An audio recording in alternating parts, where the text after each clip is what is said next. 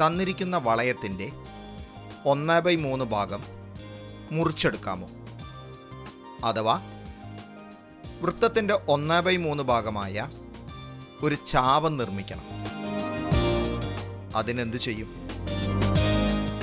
അതിനായി വൃത്തത്തിൽ എ എന്ന ബിന്ദുവും ബി എന്ന ബിന്ദുവും അടയാളപ്പെടുത്തി എ ബി എന്ന ചാപം ഉണ്ടാക്കണം. എ ബി എന്ന ചാപം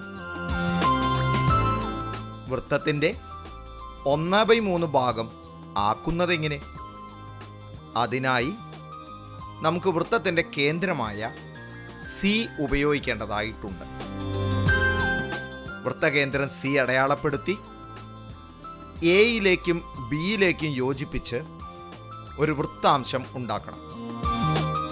ഈ വൃത്താംശത്തിൻ്റെ കേന്ദ്രകോൺ എത്ര ആയാലാണ് എ ബി എന്ന ചാപം ആ വൃത്തത്തിൻ്റെ 1/3 ഭാഗമാവുക? 9ാം ക്ലാസ്സിൽ നാം പഠിച്ചതുപയോഗിച്ച് ചാപം എ ബി വൃത്തത്തിൻ്റെ 1/3 ഭാഗം ആകണമെങ്കിൽ വൃത്താംശത്തിൻ്റെ കേന്ദ്രകോൺ 360 ഡിഗ്രിയുടെ 1/3 ഭാഗമാവണം, അഥവാ 120 ഡിഗ്രി ആകണം. എങ്കിൽ ബി ചലിപ്പിച്ച് നമുക്ക് കേന്ദ്രകോൺ 120 ഡിഗ്രി ആക്കി മാറ്റാം. ഇപ്പോൾ എ ബി എന്ന ചാപം വൃത്തത്തിൻ്റെ 1/3 ഭാഗമായി മാറി, അഥവാ വളയത്തിൻ്റെ 1/3 ഭാഗം നമുക്ക് കേന്ദ്രം ഉപയോഗിച്ചുകൊണ്ട് മുറിച്ചെടുക്കാൻ പറ്റുമെന്നർത്ഥം. വൃത്തകേന്ദ്രത്തിൽ 120 ഡിഗ്രി വരുന്ന 2 ഭാഗങ്ങൾ കൂടി നിർമ്മിച്ച് ആ വൃത്തത്തിനെ 3 തുല്യ ഭാഗങ്ങളാക്കി മാറ്റിയിരിക്കുന്നത് ശ്രദ്ധിക്കുമല്ലോ. ഇനി നമുക്ക് കേന്ദ്രം അറിയില്ലെങ്കിൽ 1/3 ഭാഗം വരുന്ന ഒരു ചാപം വൃത്തത്തിൽ അടയാളപ്പെടുത്താൻ വല്ല വഴിയും ഉണ്ടോ എന്ന് നോക്കാം. അതിനാദ്യം നാം കേന്ദ്രത്തിൽ അടയാളപ്പെടുത്തിയ കോണിൻ്റെ അളവും ചാപത്തിലല്ലാത്ത ബിന്ദുവിലെ കോണിൻ്റെ അളവും തമ്മിലുള്ള ബന്ധം പരിശോധിക്കണം. അതിനായി കേന്ദ്രം അറിയുന്ന വൃത്തത്തിൽ നിന്ന് തന്നെ നമുക്ക് തുടങ്ങാം. വൃത്തത്തിൻ്റെ കേന്ദ്രം ഒയും ചാപം എ ബിയും നമുക്ക് അടയാളപ്പെടുത്താം. ശേഷം സി എന്ന ബിന്ദു ചെറിയ ചാപത്തിൽ അല്ലാത്ത വിധത്തിലും അടയാളപ്പെടുത്താം. ഇനി എയിൽ നിന്ന് സിയിലേക്കും ബിയിൽ നിന്ന് സിയിലേക്കും യോജിപ്പിക്കാം. അടുത്തതായി സിയിൽ നിന്ന് വൃത്തകേന്ദ്രമായ ഒയിലൂടെ ഡിയിലേക്ക് സി ഡി എന്ന വ്യാസം വരയ്ക്കാം. ശേഷം ഒയിൽ നിന്ന് എയിലേക്കും ബിയിലേക്കും യോജിപ്പിച്ച് ത്രികോണം എ ഒ സി, ത്രികോണം ബി ഒ സി എന്നീ സമപാർശ്വ ത്രികോണങ്ങൾ വരയ്ക്കാം. സിയുടെ 2 ഭാഗത്തും ഉള്ള കോണുകൾ നമുക്കറിയില്ലല്ലോ.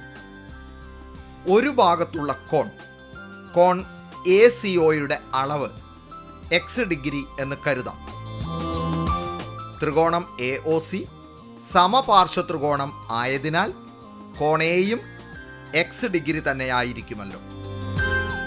എങ്കിൽ ത്രികോണം എ ഒ സിയുടെ ഒരു പുറംകോൺ ആയ കോൺ എ ഒ ഡിയുടെ അളവ് എത്രയായിരിക്കും?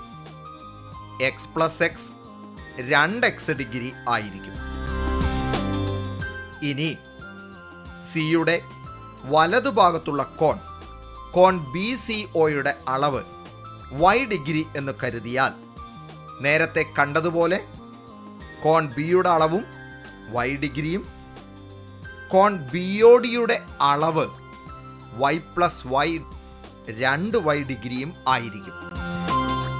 അപ്പോൾ കോൺ എ ഒ ബിയുടെ അളവ് എത്രയായിരിക്കും? അത് 2x + 2y ഡിഗ്രിയും ആണ്. ഇനി നടുവിൽ വരച്ച വ്യാസം സി ഡി ഒഴിവാക്കിയ ചിത്രം പരിശോധിക്കൂ. ഇപ്പോൾ കാര്യം വ്യക്തമാണ്.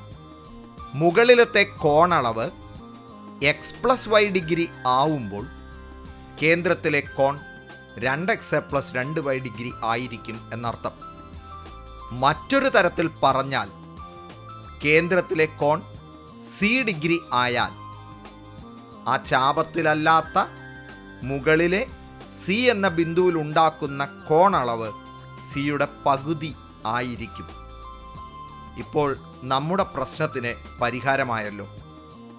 ഒരു വൃത്തത്തിൻ്റെ 1/3 ഭാഗം ചാപം അടയാളപ്പെടുത്താൻ വൃത്തകേന്ദ്രം ഉപയോഗപ്പെടുത്താതെ തന്നെ ആദ്യം AC എന്ന ഞാൻ വരച്ച് കോൺ സി 60 ഡിഗ്രി ആകത്തക്ക വിധം AB എന്ന ചാപം നിർമ്മിച്ചാൽ മതി എന്നർത്ഥം.